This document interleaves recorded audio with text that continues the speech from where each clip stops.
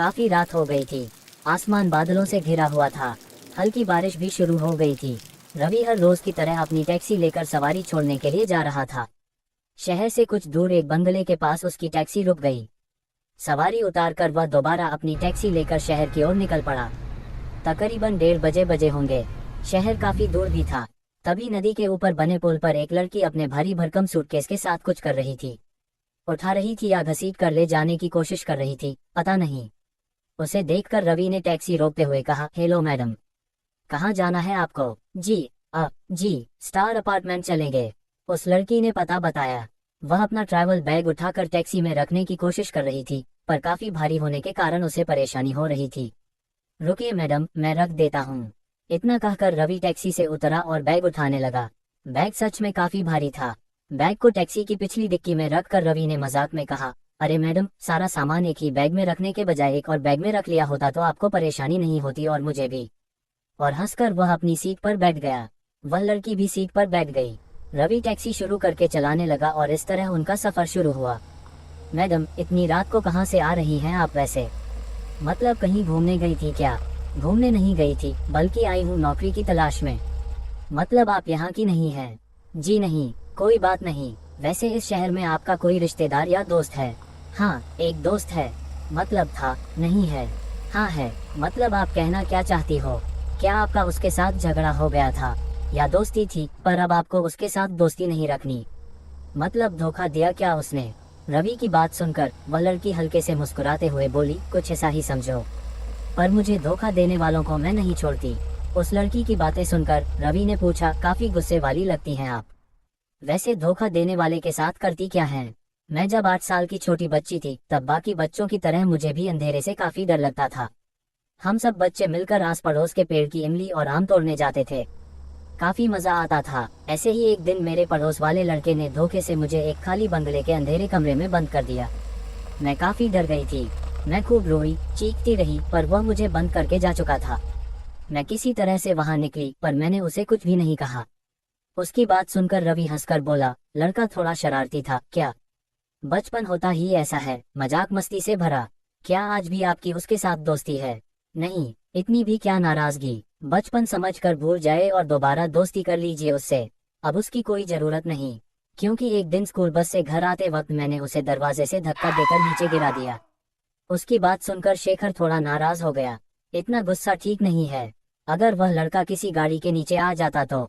रवि की बात सुनकर वह लड़की गुस्से वाली आवाज में बोली, सही कहा। उसी में वह लड़का मारा गया। इतना कहकर वह ठहाका मारकर हंसने लगी और उसकी अजीब बात को सुनकर रवि का दिल घबरा गया था और उसे गुस्सा भी आने लगा। अब एक अजीब गंभीर सा माहौल बन गया था। रवि बिना कुछ बोले चुपचाप गाड़ी चला रहा था, तो वह लड़की सामने वाले आईने से लगातार रवि को घूर रही थी। तुम्हें डर तो नहीं लग रहा है ना? सन्नाटे को चीरती हुई उस लड़की की आवाज को सुनकर रवि हड़बड़ा गया। डर? किस बात का डर? भला मैं क्यों डरने लगा? उस लड़की की वह बातें सुनकर रवि चुप रहा। रवि की खामोशी को देखकर दोबारा उसने कहा, सही कहा ना मैंने? तुम यही सोच रहे हो ना? रात के 2 बजे बजने को हैं। काली रात, सुनसान सड़क, आसपास ना कोई मदद करने के लिए आने वाला, और ऐसे में एक अकेली कमजोर लड़की तुम्हारा क्या बिगाड़ेगी? रवि खामोश रहा। वह बात को बढ़ाना नहीं चाहता था। इसकी खामोशी देखकर उस लड़की ने आईने में रवि की तरफ देखते हुए कहा, उसे भी यही लगा था। ना चाहते हुए भी रवि ने उससे पूछा, उसे किसे? इतना कहकर वह धीरे से मुस्कुराए और चुप होकर टैक्सी की आधी खुली खिड़की से बाहर रात के अंधेरे में डूबे उस सुनसान इलाके को देखने लगी। टैक्सी के अंदर लगे हुए शीशे में उस लड़की को देखते हुए रवि सोचने लगा, मुझे तो ये लड़की पागल लगती है। अपने दोस्त का किया क्या होगा इसने? मार डाला होगा। इतनी भारी सूटकेस में आखिर ये लेकर क्या जा रही है? कहीं अपने दोस्त को मारकर उसकी लाश तो नहीं लेकर जा रही? ओह, अब समझ में आया। यह नदी के पुल पर उस भारी भरकम बैग को नीचे फेंकने के लिए खड़ी थी और गलती से मेरी नजर पड़ी। उसका प्लान चेंज हो गया।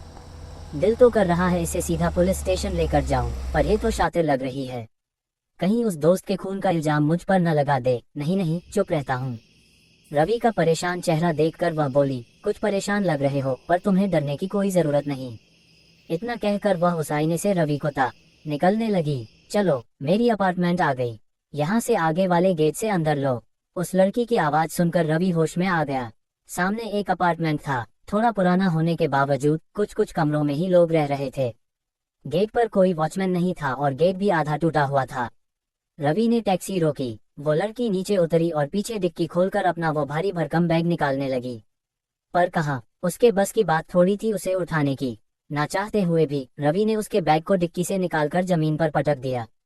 अरे क्या कर रहे हो, जरा धीरे रखो। अरे आप तो ऐसे बोल रही हो जैसे बैग के अंदर सामान नहीं बल्कि कोई जिंदा इंसान हो। इतना कहकर रवि अजीब सा मुस्कुराया। रवि की तरफ थोड़ा नाराज होकर देखा और बोली, आपका बहुत बहुत शुक्रिया। एक और मदद करेंगे? उस लड़की ने बड़ी सरलता से मोबाइल मांगा। अब ना चाहते हुए भी रवि ने उसे मोबाइल दिया और टैक्सी में बैठ गया। कुछ कदम दूर जाकर पता नहीं वो किसके साथ बात कर रही थी। बात खत्म हो गई और वो चलकर रवि के पास आ गई। जी कहिए, मेरे रूममेट फोन नहीं उठा रहे और इतना भारी बैग मैं तीसरी मंजिल तक नहीं ले जा सकती। कोई और चारा रवि के पास नहीं था। वो भारी भरकम बैग लेकर रवि एक एक मंजिल तय करके तीसरी मंजिल तक पहुंचा। वो लड़की कमरे के पास रुक गई। रवि भी बैग दरवाजे के पास रखकर कुछ दूर खड़ा हो गया। उस लड़की ने बैल बजाए। तभी रवि ने देखा कि सीढ़ियां चढ़ते हुए एक इंस्पेक्टर और 2 कांस्टेबल उसकी तरफ आ रहे हैं।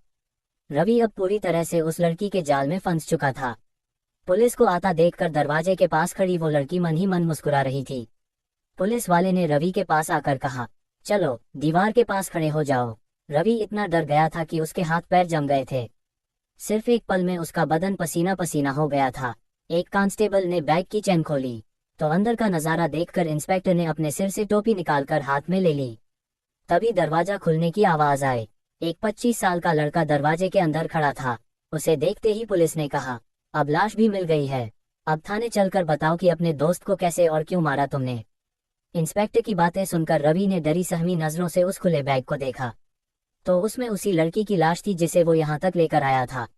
उसने आसपास देखा तो वो लड़की कहीं नजर नहीं आ रही थी। तब इंस्पेक्टर ने रवि से कहा, पुलिस की मदद करने के लिए शुक्रिया।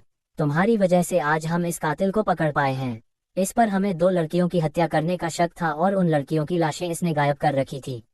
लेकिन तुम्हारी वजह से पहली बार लाश पुलिस के हाथ लग गई है। तुम्हारा फोन आते ही हम झट से निकले और हाँ, तुम्हें कोई परेशानी हमारी तरफ से नहीं होगी।